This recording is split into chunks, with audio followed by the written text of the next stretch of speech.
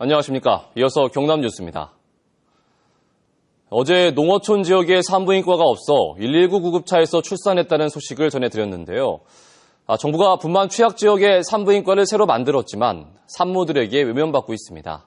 차주아 기자가 취재했습니다. 임신 28주 차인 32살 조은정 씨. 집에서 4분 거리의 병원에서 4주마다 태아의 건강을 확인합니다. 2년 전 정부 지원으로 진료와 분만이 가능한 산부인과가 생긴 덕분입니다. 하지만 정작 출산은 망설입니다. 마산에서나 이제 여기서나 지금 고민 중이에요. 여기 이제 거창에 아직 조리원이었거든요. 29살 김모 씨도 집에서 가까운 이 산부인과를 다니다 2달 전 2시간 떨어진 포항에서 출산했습니다. 나는 수술이라서 아무래도 더 전문적인 데서 하고 싶었고 거창에는 생긴 지 얼마 안 돼서 시설이나 모든 부분에 조금 믿음이 안 가서. 거창 적십자병원 산부인과에 지난해 분만 건수는 65건. 신생아 10명 가운데 2명만 거창에서 낳은 겁니다. 사정은 다른 지역도 같습니다. 지난 2013년까지 전국 분만 취약 지역에 새로 만든 산부인과는 9곳이지만 평균 분만율은 28%에 불과합니다. 정부가 의료진 인건비의 60-70%만 지원하다 보니 양질의 의료진 수급이 어려운 것이 가장 큰 이유.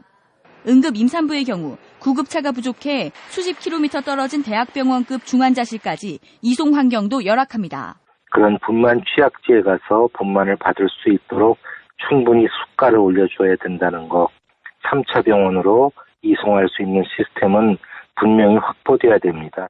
산부인과 진료 사각지대 해소를 위한 실효성 있는 대책이 필요합니다. KBS 뉴스 차주아입니다.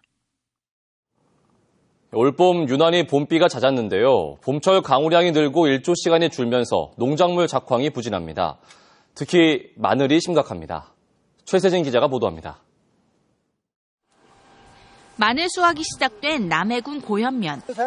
부지런히 마늘을 뽑는 농부의 손길은 바쁘지만 마음은 무겁습니다. 수확하는 마늘의 크기가 지난해보다 턱없이 작아 상품성이 떨어지기 때문입니다. 작년에 컸는데 올해는 비가 와서 탁 자지 않으니까 마늘이 작게 구조가 이제 방수밖에 안 돼요. 방수되면 많이 나는 거라.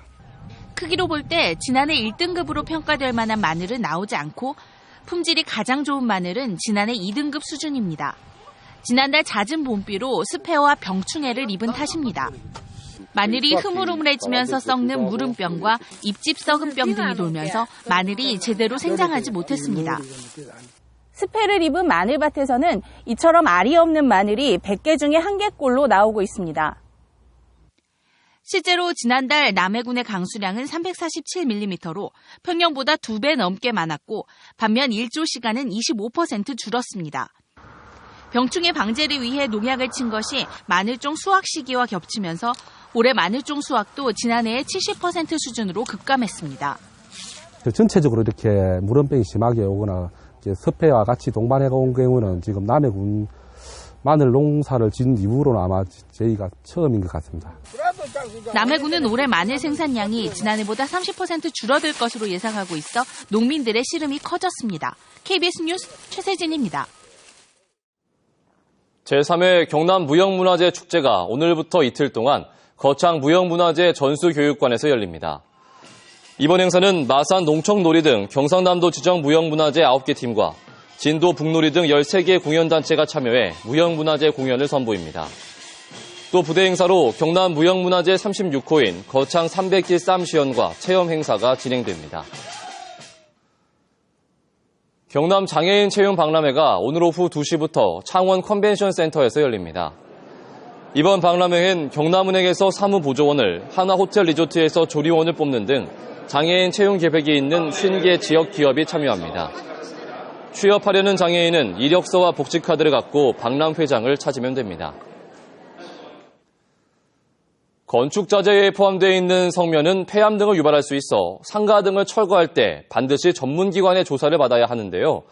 이를 지키지 않아 과태료를 부과받는 경우가 크게 늘고 있습니다. 황현규 기자가 보도합니다.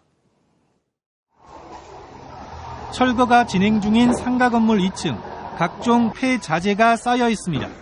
인도에 화물차를 세워두고 자재를 옮겨 싣기도 합니다. 이곳은 자재의 성면이 포함됐는지 조사부터 받아야 한다는 규정을 어겼습니다. 면적 50제곱미터 이상의 상가 등을 철거할 때는 반드시 공사 전 성면 조사를 거쳐야 합니다. 조사 결과 성면이 나올 경우 밀폐 조치를 한 뒤 철거 공사를 해야 합니다.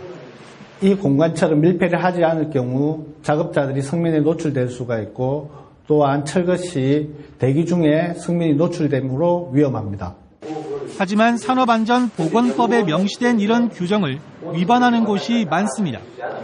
각종 폐기물을 처리해야 하는 상가 철거나 보수공사 과정에서 성면 조사를 하지 않아 적발되는 사례가 해마다 늘고 있습니다. 지난해에만 부산 지역 상가 62곳이 적발돼 건물주나 임차인에게 4억 2천만 원의 과태료가 부과됐습니다. 상가 건물 철거가 성면 조사 대상인지조차 모르거나 철거 공사를 업체에 떠맡기다 보니 성면 조사가 무시되는 경우도 있습니다.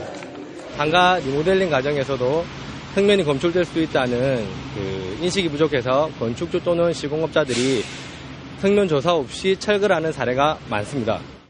상가 철거 때도 검출될 수 있지만 방치되는 성면, 작업 근로자는 물론 주변 상인, 행인들의 건강까지 위협할 수 있습니다. KBS 뉴스 황현규입니다.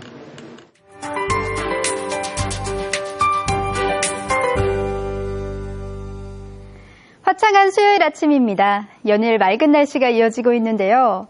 오늘은 낮 기온이 어제보다 3, 4도가량 내려가면서 더욱더 활동하기 좋은 날씨를 보이겠습니다. 점심시간을 이용해 가벼운 산책을 다녀오셔도 좋겠습니다. 하지만 아직까진 아침과 낮의 기온차가 크게 벌어지는 점 주의하시기 바랍니다. 오늘 우리 지역은 중국 북부지방에서 확장하는 고기압의 영향을 받아 종일 따뜻한 기온이 감돌겠습니다. 현재 위성영상 보시면 경남 지역 하늘 위로 깨끗한 하늘빛이 드러나 있는데요. 하지만 일부 내륙을 중심으로는 옅은 안개가 남아있는 점 주의하셔야겠습니다. 오늘 동쪽 지역의 아침 기온 어제보다 1, 2도가량 높게 시작하고 있습니다. 대부분 지역에서 13도 안팎으로 포근하게 출발했는데요. 한낮 기온은 창원이 24도, 함안이 26도로 어제보다 3, 4도가량 낮겠습니다. 서부 지역도 낮 동안 활동하기 좋은 날씨가 이어지겠습니다.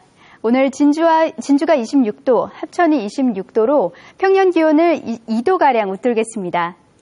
바다의 물결은 남해동부 먼바다에서 최고 1.5m까지 일겠습니다. 요즘은 화창한 날씨 덕분에 기분까지 좋아지곤 하는데요.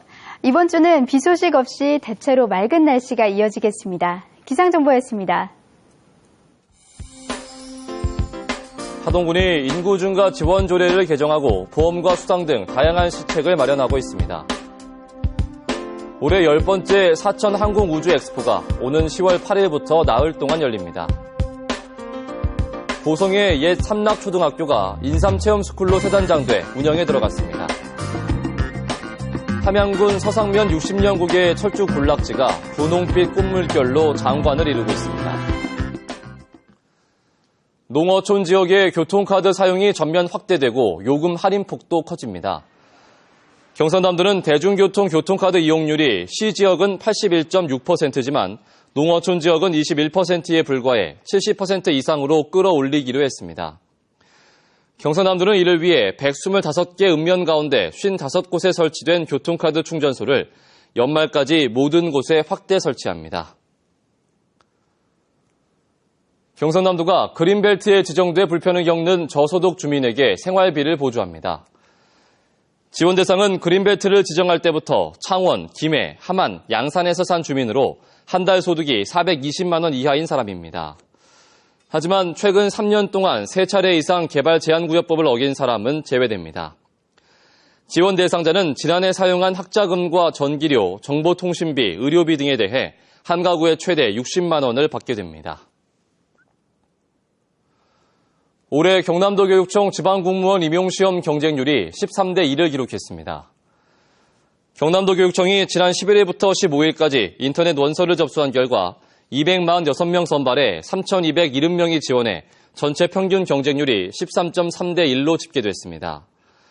교육행정직렬은 58명 모집에 1,230명이 원서를 접수해 가장 높은 경쟁률을 보였습니다. KBS 뉴스를 마칩니다. 고맙습니다.